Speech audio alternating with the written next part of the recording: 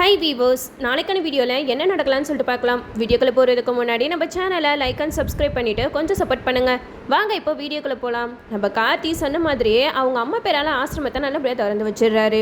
இந்த சைடு நம்ம சமுடேஸ்வரியே அவங்களோட கையால் அபிராமியோட சிலையை திறந்து வைக்கிறாங்க. இதை பார்த்ததுமே நம்ம சந்திராவுக்கு கோவம் தாங்க முடியல. என்னது இவன் சொன்ன மாதிரி எல்லாத்தையும் நடத்தி காமிச்சிட்டான், நம்மளால் இவனை தோக்கடிக்கவே முடியாது போல அப்படிங்கிற மாதிரி சந்திரா செம்ம கடுப்பில் இருக்காங்க. இந்த சைடு நம்ம சந்திரா வந்து சமுடேஸ்வரி கிட்ட சொல்கிறாங்க, என்னக்கா நீ போயிட்டு எதுக்காக அந்த சிலையை திறந்து வச்ச அப்படிங்கிற மாதிரி சொல்ல. அதுக்கு சமுடேஸ்வரி சொல்கிறாங்க, என்ன சந்திரா பேசிக்கிட்டு இருக்க, அமைச்சர் கூப்பிடுறப்ப நான் போயிட்டு அந்த சிலையை திறந்து வைக்கலன்னா அவங்க என்னை பற்றி என்ன நினைப்பாங்க, தப்பாக நினைக்க மாட்டாங்க, ஊர் தலைவியாக இருந்துட்டு நான் இப்படியெல்லாம் பண்ணக்கூடாதுன்னு சொல்லிட்டு தான் வேற வழி இல்லாமல் இப்படியெல்லாம் பண்ண அப்படிங்கிற மாதிரி சந்திரா கிட்ட சமுடேஸ்வரி சொல்ல. இது கேட்ட சந்திரா சொல்கிறாங்க, போக்கா போ, நீ இப்படியே இந்த மாதிரி அவனுக்கு இடம் கொடுத்துட்டே இரு, இன்னும் பாரு அவனோட ஆட்டம் தலைக்கு மேலே தான் இருக்க போகுது அப்படிங்கிற மாதிரி சந்திரா ரொம்ப கோவத்தோட சொல்லிக்கிட்டு இருக்காங்க. அதுக்காக சமுடேஸ்வரி சொல்கிறாங்க, இங்கே பாரு சந்திரா, இந்த இடத்துல உன்னோட கோவத்தை காட்டாத, நம்ம வீட்டுக்கு போய் பேசிப்போம் அப்படின்னு சொல்லிட்டு சமுடேஸ்வரி சிரிச்ச முகத்தோடைய அந்த இடத்துல நின்றுட்டு இருக்காங்க. அப்போ அமைச்சர் வந்து சமுடேஸ்வரி கிட்ட சொல்கிறாங்க, சமுடேஸ்வரி நீ ரொம்பவே கொடுத்து வச்சவ, ஏன்னா உனக்கு இப்படிப்பட்ட மாப்பிள்ளை அமைகிறது ஒரு வரம் தான். அவங்க அம்மா பேரால ஆசிரமம் திறந்து வைக்கிறானா பார்த்துக்கோங்க, அவனுக்கு எந்த அளவுக்கு நல்ல மனசு இருக்கும். இந்த காலத்தில் பெத்த தாய் தகப்பனை யாருமே பார்த்துக்க மாட்டேங்கிறாங்க. மரியாதை குறைவா நடத்துகிற காலத்தில் இவர் வந்து தன்னோட அம்மா நினைவா ஒரு ஆசிரமம் திறந்து அதுலேயும் அன்னதானம் நிறைய ஏழை எளிய மக்களுக்கு கொடுக்குறாருன்னா சும்மாவா? இப்படி ஒரு மனசு இருக்கிறவங்களெல்லாம் பார்க்குறது ரொம்பவே அதிசயம் அப்படிங்கிற மாதிரி கார்த்தியை பற்றி ரொம்பவே பெருமையாக நம்ம சமுடேஸ்வரி கிட்ட சொல்லிக்கிட்டு இருக்காங்க. என்னதான் சமுடேஸ்வரி இது எல்லாத்தையுமே சிரிச்சு கேட்டுட்டு இருந்தாலும் உள்ளுக்குள்ளே கார்த்தி மேலே செம்ம கோவத்தில் தான் இருக்காங்க. அதை வெளியில் காட்ட முடியாமல் சமுடேஸ்வரி தவிச்சுக்கிட்டே இருக்காங்கன்னே சொல்லலாம். கார்த்தி, நீ நினச்ச மாதிரியே இந்த ஆசிரமத்தை நல்லபடியாக திறந்து வச்சாச்சு, இதுக்கப்புறம் எல்லாமே நல்லாதாவே நடக்கும் அப்படின்னு சொல்லிட்டு அவங்களும் கிளம்பி போயிடுறாங்க. இந்த சைடு எல்லாம் ஃபங்க்ஷன் முடிஞ்சதுக்கப்புறம் அவங்கவுங்க வீட்டுக்கு கிளம்பி போகிறாங்க.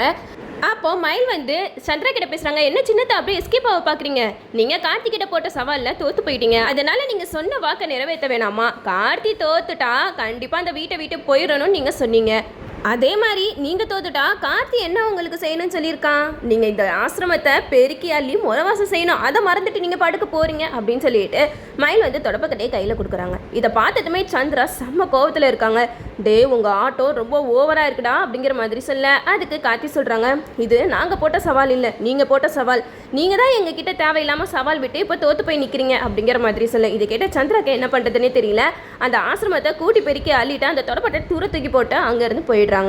அப்போ நம்ம மயில் வந்து கார்த்திகிட்ட சொல்கிறாங்க, எப்பா சின்னத்தை இந்த ஆசிரமத்தை பெருக்கிறத பார்க்கும்போது எவ்வளோ சந்தோஷமாக இருந்துச்சு தெரியுமா, உன்னைய வீட்டை விட்டு அனுப்பணுன்னே சின்னத்தை கங்கணம் கட்டிட்டு அலையுது பாரு, நாளை பின்ன அதுதான் இந்த வீட்டை விட்டு தலை திரிக்க ஓட போகுது அப்படிங்கிற மாதிரி மயில் வந்து கார்த்திகிட்ட சொல்லிக்கிட்டு இருக்காங்க.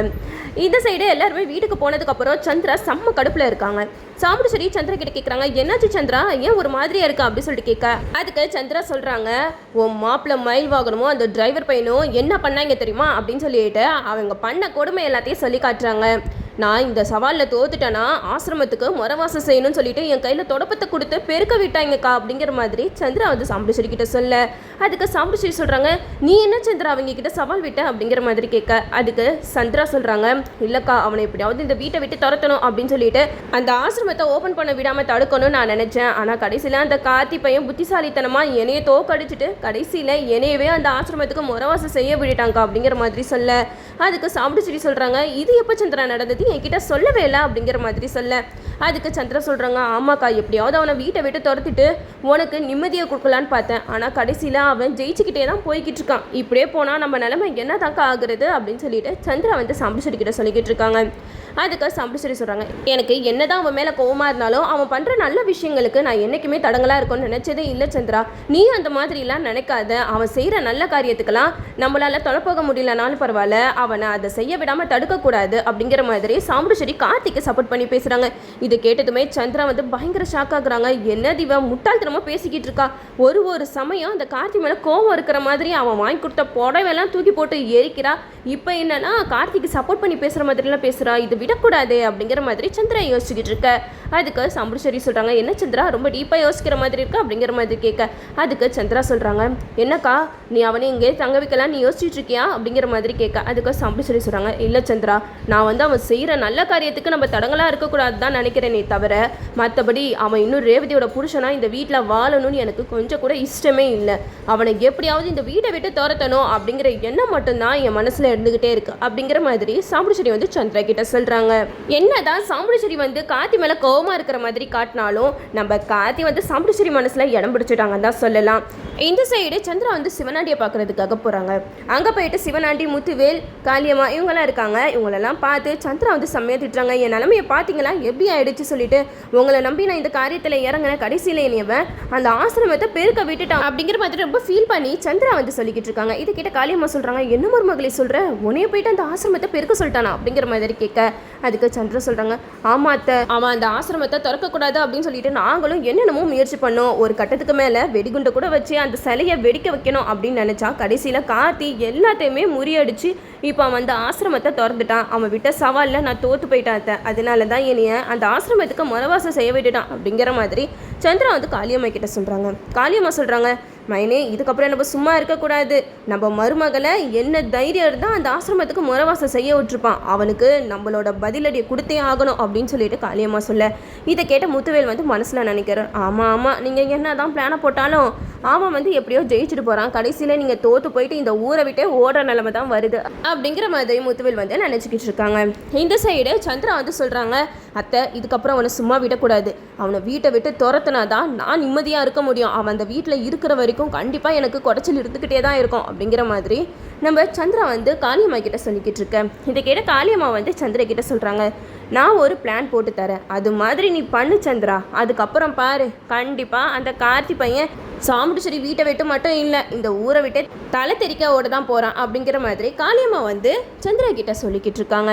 இந்த சைடு நம்ம மயில் வந்து கார்த்தி கிட்ட சொல்கிறாங்க, எப்பா கார்த்தி அந்த சின்னத்தை போகிற போக்க பார்த்தா கண்டிப்பாக உன் இந்த வீட்டை விட்டு துரத்தணும்னு சொல்லிட்டு அது என்ன வேணாலும் பண்ணும் போலியப்பா அப்படிங்கிற மாதிரி சொல்ல, அதுக்கு கார்த்தி சொல்கிறாங்க, இது எப்படியோ சகலை, நம்ம சொன்ன மாதிரியே அவங்கள எப்படியோ தோக்கடிச்சிட்டோம்ல அப்படிங்கிற மாதிரி சொல்லிக்கிட்டு இருக்காங்க. அதுக்கு மயில் சொல்கிறாங்க, இப்படியே எவ்வளோ நாள் தான்ப்பா போய்கிட்டே இருக்கும். அந்த சின்னத்தை உன்னை வீட்டை விட்டு துரத்தணும்னு சொல்லிட்டு என்ன தைரியம் இருந்தால் அந்த சிலைக்குள்ளேயே பாம வைப்பா, நீ கொஞ்சமாவது யோசிச்சு பாரு, அதனால மற்ற உயிருக்கு எதுவும் ஆபத்து வருமே அப்படின்னு சொல்லிட்டு சந்திரகலா கொஞ்சம் கூட யோசிக்கவே இல்லை.